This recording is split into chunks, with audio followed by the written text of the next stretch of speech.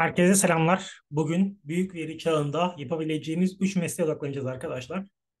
Videoya başlamadan önce bu videoyu beğenip kanalımıza abone olarak bize destek olabilirsiniz. Böylece daha fazla insana ulaşıp konuyla ilgili gerek bölümünüz gerek diğer teknolojilerle ilgili pek çok yeni videoya ev sahipliği yapabiliriz.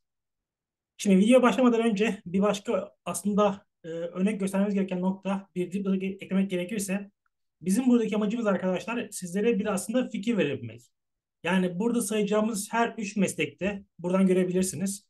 Bu mesleklerin her biri için yani mutlaka bunlara sahip olacaksınız ve işte şirketler mutlaka bunları arıyor gibi bir şeyden bahsetmek mümkün değil.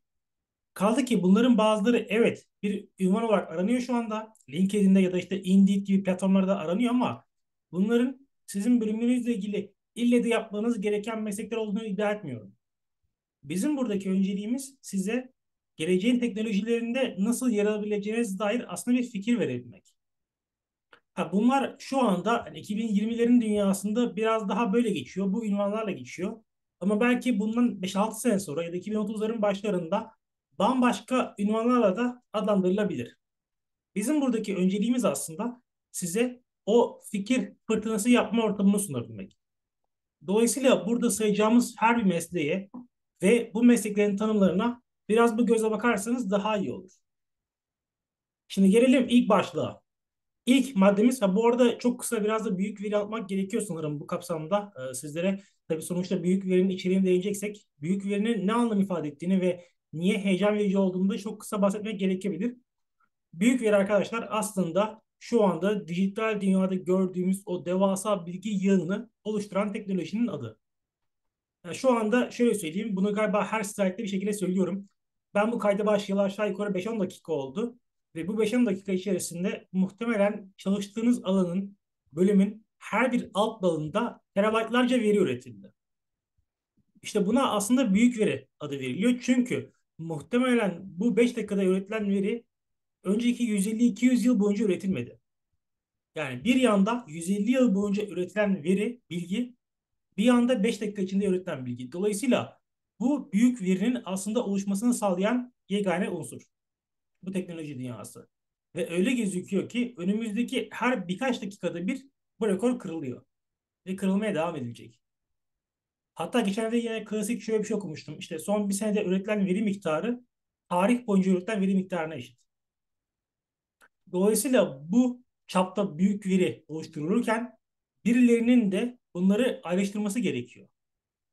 Yine bizim hep vurguladığımız şöyle bir şey var. Bilginin kendisinden daha değerli olan o bilgiyi sınıflandırıp pazarlayabilmek. İşte büyük veri aslında bize bu konuda kapı açan platformlardan, teknolojilerden bir tanesi. Şimdi bunun ardından biraz konu başlıklarına gelelim. İlk mesleğimiz arkadaşlar veri anlamlandırıcısı. Ya aslında bu her üç meslekte muhtemelen her bölüm için geçerli meslekler. Ha, siz bunu kendi bölümünüz için yapabilirsiniz. Bir başkası kendi bölümü için aynı şekilde yapabilir. Ama sonuçta veri anlamlandırıcılarına her ünvanda, her daha doğrusu disiplinde ihtiyaç var. Peki ne yapıyor bu veri anlamlandırıcısı olarak çalışan kişiler? Arkadaşlar bu kişilerin en büyük özelliği az önce bahsettiğimiz o devasa veri yığını ayıklayabiliyor olmaları.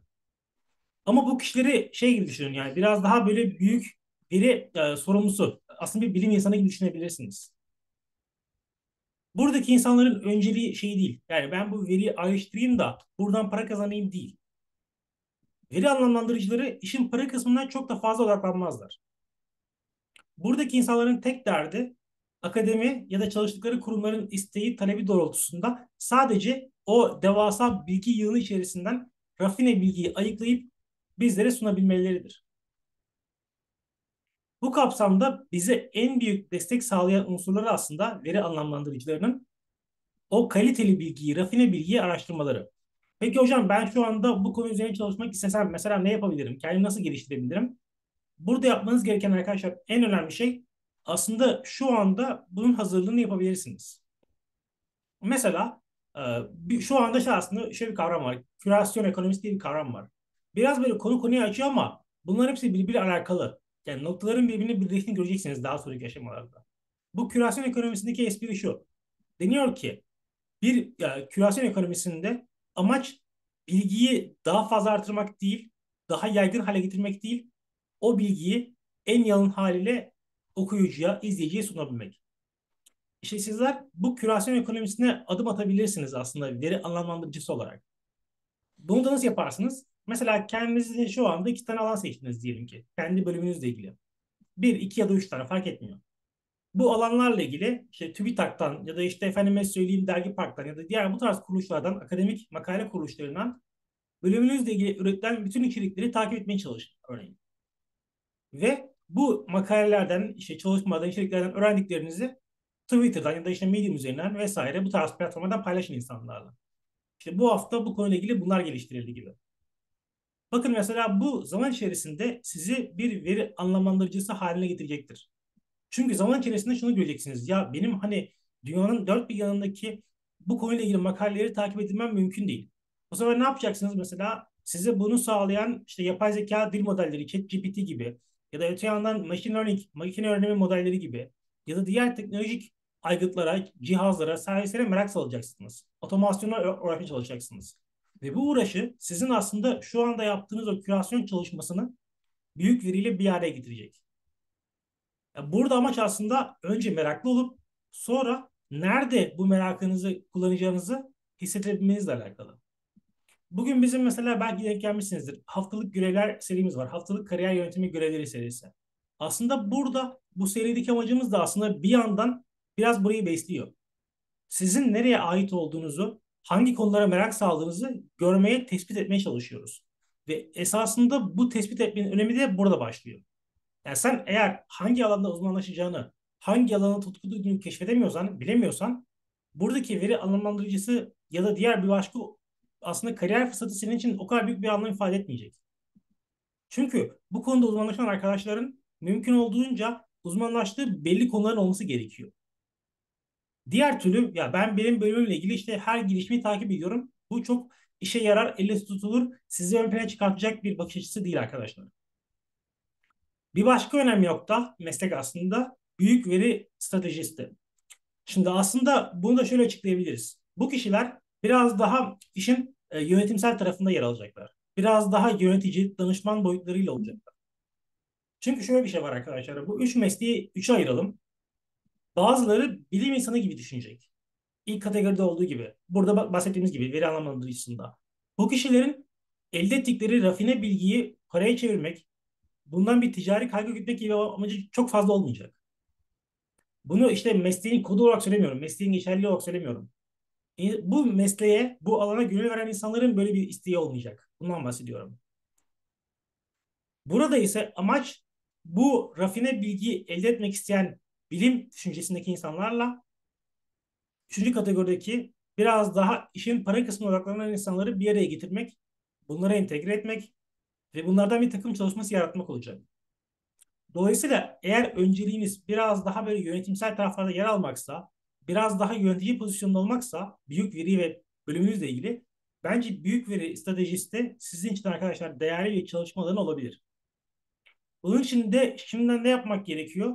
Bunun için arkadaşlar şimdiden sürekli olarak entegrasyon, işte işbirliği, rekaberlik bu gibi biraz daha aslında yönetim biliminin konularını merak salmanızı ben naçizane tavsiye ederim. Çünkü sadece işin tekniğine merak salarsanız, sadece işin tekniğiyle ilgilenirseniz bu sefer o işi bilen, o tekniği bilen insanları nasıl yöneteceğinizi bilmeniz çok zorlaşır. Ki bence aslında nispeten biraz daha kolay gibi gözükse de günümüz dünyasında yönetici yetiştirebilmek çok daha zor. Çünkü teknik uzmanlıkta insanlara belli şeyleri verip, belli işte input ve output da verip, belli girdi ve çıktıları sağlayıp, onları verip bu insanların gelişim evrelerini takip edebiliyorsunuz. Ama yöneticilikte pek de böyle bir şey değil. Çünkü oradaki insanların her biri farklı karakterlere, farklı düşüncelere, farklı bakış açılarına sahip. Dolayısıyla sizin o bütün bir kitleyi yönetebilecek yeteneklerinizin olması çok daha zor. Dolayısıyla bence eğer kendinizde bu yönü güçlü görüyorsanız daha böyle yönetici taraflarını vesaire bence büyük veriyle bölümünüzü nasıl birleştireceğinizi düşünüp bu konuda çalışan insanları yönetmeye, onları yönlendirmeye aslında daha doğru tabir, yeni jenerasyonun tabiriyle onları doğru yönlendirmeye teşvik ederseniz yine buradan da bir kariyer hikayesi çıkartabilirsiniz. Üçüncü ve son konu başlığımızsa, son meslek önerimizse veri entegrasyon danışmanı. Şimdi buradaki kişilerin önceliği ise arkadaşlar o rafine bilgiyi alıp bilim insanlarından tamamen aslında şirketler için nasıl bir anlam ifade edebilir? Şirketler işte gerek Google, Facebook gibi daha reklam odaklı şirketler olsun ya da işte diğer başka çalışmalar olsun, başka ürünler olsun. Buralarda nasıl konumlandırılabilir? Biraz arkadaşlar buraya odaklanacak bu arkadaşlar. Ve buradaki kişiler yine bunu bir kişisel düşünce olarak söyleyeyim. Kendilerine belli sektörler belirleyip mesela işte ya, donanım ürünleri, daha böyle tüketici elektronik ürünleri ya da efendime söyleyeyim işte sosyal medya platformları bu tarz ya da bulut servisleri mesela kendilerine net bir alan belirleyip büyük veri akışını oraya entegre eden kişiler olacaklar. Bunun için de şu anda yapmanız gereken şey kendinize net bir alan bulup ben bölümümle ilgili bilgileri, büyük veriyi buraya nasıl harmanlayabilirim? Yani büyük veri akışına bir bilgi havuzu topladım. Evet bunu sınıflandırdım. Ama mesela örnek veriyorum işte AWS, Amazon Web Services bunu nasıl kullanabilir? Bu konuları kendi içinizde bir sürekli vaka analizi çözerek yine burada fark yaratma imkanına sahipsiniz. Bu da biraz yönetim bilimine yatkın ve buraya eğilimli gibi duruyor ama aslında bu da yine işin biraz daha mühendis bakış açısına sahip bir bölümü. Aslında bunu belki görmüşsünüzdür. OECD raporlarında hep ön plana çıkar. Analitik düşünme, critical düşünme, eleştirel düşünme. Bunlar esasında bu yüzden ön plana çıkıyor. Bütün raporlarda, yetenek setleri raporlarında. Çünkü geleceğin dünyasında sizin fark yaratabilmeniz için elde bazı bilgiler olacak ama bunu ileri taşıyacak olan aslında tamamen sizin kendi içsel deneyimleriniz, kişisel deneyimleriniz ve tecrübeleriniz olacak. Dolayısıyla bu noktada veri entegrasyon danışmanı tıpkı birinci maddede söylediğimizin biraz zıttı ama öte yandan bir takım arkadaşı olarak onların verdiği bilgileri bir üst aşamaya çıkartıp bunu şirketler için anlamlı, değerli hale getirmek olacak. Yani bilim insanı diyebileceğimiz, biraz daha yakıştırabileceğimiz buraya veri anlamlandırıcılarının önceliği o bilgiyi rafine hale getirmekken üçüncü kısım biraz daha aslında bunu pazarlayabilme rolüne bürünecek. Tabii burada bahsettiğim şeylerin aslında %100 doğru olduğunu iddia edemiyorum. Çünkü dediğim gibi yani gelecek dünyada ihtiyaçlar, talepler çok daha farklılaşabilir, değişkenlik gösterebilir.